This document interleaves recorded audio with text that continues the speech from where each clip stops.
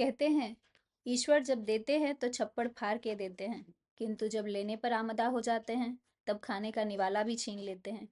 पूरी सृष्टि उनकी कृपा के अधीन ही चलती है।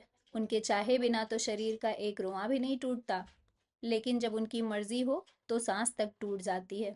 कुछ ऐसा ही हुआ सिंह जी के साथ। वह ब्रिटिश समय के अत्यंत मजबूत हृदय वाले व्यक्ति थे। उन्होंने स्वतंत्रता संग्राम में काफी बढ़ चढ़कर हिस्सा लिया था, किंतु जीवन का एक समय था जब उन्होंने अपरंपार दुख देखे। उनका जीवन चक्र कुछ ऐसा रहा कि जीवन जहां से शुरू हुआ था वहीं गोलाकार में आकर पूर्ण हो गया। सिंह जी पेशे से तो एक किसान थे, किंतु क्योंकि वह स्वतंत्रता से पहले के व्यक्ति थे और देश प्रेमी भी, उन्हें एक स्वतंत्रता सेनानी होने का भी सौभाग्य प्राप्त हुआ। उनका परिवार कुल 7 लोगों का था। पिताजी, पत्नी, 4 बच्चे और वह स्वयं। खेती बाड़ी से ठीक ठाक आमदनी हो जाती थी, और क्योंकि उनकी पत्नी एक कुशल गृहिणी थी, वह परिवार काफी अच्छे से चला लेती थी। वह खुद भी पढ़े लिखे व्यक्ति थे और व्यवहारिक भी। दोनों पति पत्नी को उत्थान में काफी रुचि थी, इसलिए उन्होंने बच्चों को बचपन से ही अपना खूब कीमती समय दिया, ताकि वो बड़े होकर परिवार, देश और समाज के उत्थान में अपना महत्वपूर्ण योगदान दे सकें। तरह तरह की किताबें, पत्रिकाएं सब बच्चों को उपलब्ध कराते, ताकि उनका चौमुखी विकास हो। साथ ही खेल कूद में भी उनको प्रेरित करते। उनकी पत्नी स्मिता बच्चों का भरपूर ख्याल रखती थी, और उनकी कोशिश थी कि बच्चे पढ़ लिख कर अच्छी पदवी और प्रतिष्ठा को प्राप्त कर सकें। सिंह जी क्योंकि स्वतंत्रता के पहले के व्यक्ति थे, स्वतंत्रता संग्राम छिड़ने पर उनका ज्यादा समय सेनानियों के साथ बीतने लगा। सो उन्होंने अप्रत्यक्ष रूप से बच्चों की बागडोर पत्नी के हाथों में दे दी। तब तक उनका बड़ा लड़का 11 साल का और छोटी बेटी 3 साल की हो गई थी। पत्नी की व्यस्तता काफी हद तक बढ़ गई थी, क्योंकि जिम्मेदारी लगभग अकेले संभालनी पड़ रही थी। पर वह इस बात को भी भली भांति जानती थीं कि सिंह जी का यह कदम देश और समाज के लिए बहुत ही महत्वपूर्ण है। इसीलिए उन्होंने बिना मतभेद के सारी जिम्मेदारी बखूबी ले ली। सिंह जी की व्यस्तता दिन प्रतिदिन बढ़ती जा रही थी। कभी उनकी मित्र मंडली कलम चलाकर बाकी के देश प्रेमियों की रगों में देश प्रेम उभारती, कभी मीटिंग करके। लेकिन उन लोगों ने संग्राम के लिए खुद को तैयार करना शुरू कर दिया था। यह वह दौर था जब कभी महात्मा गांधी का सत्याग्रह और कभी भारत छोड़ो आंदोलन चलता। ब्रिटिश की गुलामी से थक चुके लोग क्रांति के लिए तैयार बैठे थे। इधर सिंह जी की पत्नी, उनकी भी व्यस्तता बढ़ती जा रही थी।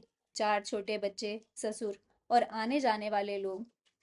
वे आने जाने वाले लोगों का भी भरपूर ध्यान रखती, क्योंकि वह यह नहीं चाहती थी कि कोई भी मन से हार कर स्वतंत्रता की लड़ाई छोड़ दे।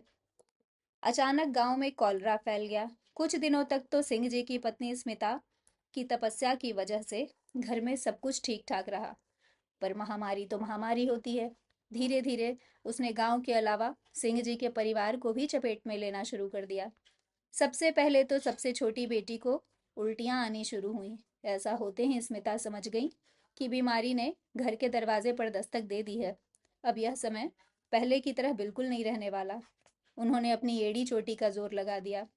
सरकारी डॉक्टर जो गांव में आ रहे थे, उनको दिखाया तथा खान पान की व्यवस्था और अच्छी कर दी। पर महामारी ने विकराल रूप दिखाया। छोटी बेटी चारू के अलावा उनका एक दूसरा बेटा नमित भी बीमार हो गया, और उसे भी मिचली होकर उल्टियां आने लगीं। उनके इतने प्रयत्न और सेवा के बावजूद भी महामारी ने उनकी एक ना सुनी। आज रात चारू तो कल सुबह नमित दुनिया को छोड़कर चले गए। बहुत ही करुण दृश्य।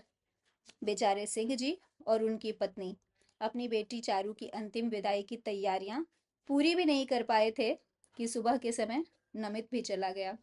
जैसे तैसे कलेजे पर पत्थर रखकर उन लोगों ने बच्चों को अंतिम विदाई के लिए तैयार किया, तथा बाकी के 2 बच्चों को बुजुर्ग पिता के हवाले कर श्मशान चले गए। अंतिम संस्कार कर अभी घर लौटे भी नहीं थे कि पिताजी भी चले गए। समय इतना संवेदनशील था कि आस पड़ोस के लोगों को बुला भी नहीं सकते थे, क्योंकि महामारी को लोग छूत की बीमारी कहते थे। बेचारे सिंह जी स्वतंत्रता से लड़ने से पहले ही समय ने उन्हें परिस्थिति के साथ लड़ने पर मजबूर कर दिया और उनके मजबूत इरादों पर एक के बाद एक 3 प्रहार किए। और यही नहीं, इतने पर भी उन्हें नहीं छोड़ा। अभी संभल पाते, इससे पहले ही धर्मपत्नी भी चली गईं। अब उनके जीवन में अचानक नया मोड़ आ गया। अब उन्हें स्वतंत्रता की लड़ाई की जगह जीवन की लड़ाई लड़नी थी। घर में 2 लड़के और वह स्वयं। अब गृहस्थी और बच्चों का भार उन्हीं के कंधों पर आ गिरा था। फिर भी चूंकि सिंह जी एक मजबूत हृदय के व्यक्ति थे, सो उन्होंने बहुत विचार करने पर अपनी अंतरात्मा से यही जवाब पाया कि एक सेनानी के रूप में वह पूरे देश की मदद कर सकते हैं, पर अगर सिर्फ एक पिता बनकर रह गए तो सिर्फ 2 बच्चों का भविष्य ही संवार पाएंगे। सो उन्होंने घर के कामकाज से निवृत्त होकर बच्चों के भोजन पानी की व्यवस्था कर अपने देश प्रेम को भी समय देना शुरू किया। तब तक कुछ समय बीत चुका था और महामारी भी लगभग देश की आधी आबादी को खत्म कर खुद भी जा चुकी थी। पर सौभाग्य था कि आधी आबादी के साथ आधे दुश्मन भी जा चुके थे इसी महामारी की चपेट में। चूंकि फिर भी सामाजिक स्थिति में ज्यादा सुधार न था, इसलिए उन्होंने और उनके दोस्तों ने अपनी निष्ठा जारी रखी। कुछ समय पश्चात उनके लिए रिश्ता आया। उन्हें भी लगा कि अगर कोई घर संभाल ले और बच्चों को भी अच्छे से संभाल ले तो वह पूरी तरह देश को समर्पित हो सकते हैं। पर हर किसी पर भरोसा करना भी कठिन था। इसलिए उन्होंने लड़की वाले को यह कह भिजवाया कि वह बच्चों की होने वाली माँ से मिलना चाहते हैं। लड़की के माता पिता उसे लेकर सिंह जी के यहाँ पहुंच गए। पहले तो लड़की के माता पिता से कुछ वार्तालाप हुआ और फिर उन्होंने अपनी परिस्थितियों और अपने काम से अवगत कराया। फिर कुछ आश्वस्त होकर उन्होंने लड़की से बात शुरू कर दी। सिंह जी, क्या आपको पता है कि इस शादी के बाद आप पत्नी से ज्यादा माँ होंगी? आपने जिस रिश्ते के लिए हामी भरी है वह फूलों की सेज नहीं, कांटों का बिस्तर है। आप जानती हैं कि मेरा ध्येय क्या है? लड़की, जी हाँ। और यह जानकर ही हमने इस शादी के लिए हामी भरी है। सिंह जी, फिर तो आप यह भी जानती होंगी कि मैं स्वतंत्रता की लड़ाई में सक्रिय हूँ और कभी भी अंग्रेजों के निशाने पर आ सकता हूँ। लड़की, भगवान न करे, पर अगर ऐसा हुआ तो भी आप आश्वस्त रहें। बच्चों को मैं माँ और पिता दोनों का प्यार दूंगी और उन्हें एक बेहतरीन इंसान बनाने के लिए हर संभव प्रयास करूंगी। मैं भी स्वतंत्रता की लड़ाई में भाग लेना चाहती थी और अपनी और अपने देशवासियों की स्थिति में बदलाव लाना चाहती थी, किंतु मुझे प्रत्यक्ष रूप से लड़ाई में भाग लेने का अवसर और घर वालों से उसके लिए इजाज़त दोनों नहीं मिल सकी। पर शायद इस रिश्ते के बाद मैं अप्रत्यक्ष रूप से इसका हिस्सा बन सकूं। यह मेरा सौभाग्य होगा अगर मैं एक सेनानी की पत्नी बनकर आपकी दूसरी जिम्मेदारियों की बागडोर अपने हाथ में लेकर आपको पूरी तरह से इस लड़ाई में समर्पित होने में कुछ मदद कर पाऊं। अभी अभी इस महामारी ने हमारे भाई, चाचा, चाची और चचेरे भाई की जान ले ली है। हमारे चाचा और हमारा भाई दोनों देश प्रेमी थे और देश के लिए बहुत कुछ करना चाहते थे। वे भी लड़ाई में सक्रिय थे, किंतु महामारी ने उनकी इच्छा पूरी ना होने दी। शायद आपके माध्यम से मैं उनकी इच्छाओं को भी अंजलि दे सकूं। सिंह जी, यह भी संभव है कि मैं आपको समय न दे पाऊं। लड़की, मैं भी यही चाहूंगी। आप अपना कीमती समय देश को दें, इसे आपकी ज्यादा जरूरत है। सिंह जी ने आश्वस्त होकर शादी के लिए हामी भर दी और ठीक उनके वार्तालाप के अनुरूप उनकी पत्नी ने पूरी गृहस्थी संभाल ली और सिंह जी पूरी तरह देश को आजाद करने में लग गए। उनकी पत्नी जब भी उन्हें देखती संतोष से भर जाती। बच्चों की वह बहुत अच्छी देखभाल कर रही थी। वह मजदूरों को रखकर खेती का भी काम देख लेती ताकि सिंह जी पूरी तरह अपने ध्येय पर समय दे सकें। लड़ाई छिड़ चुकी थी।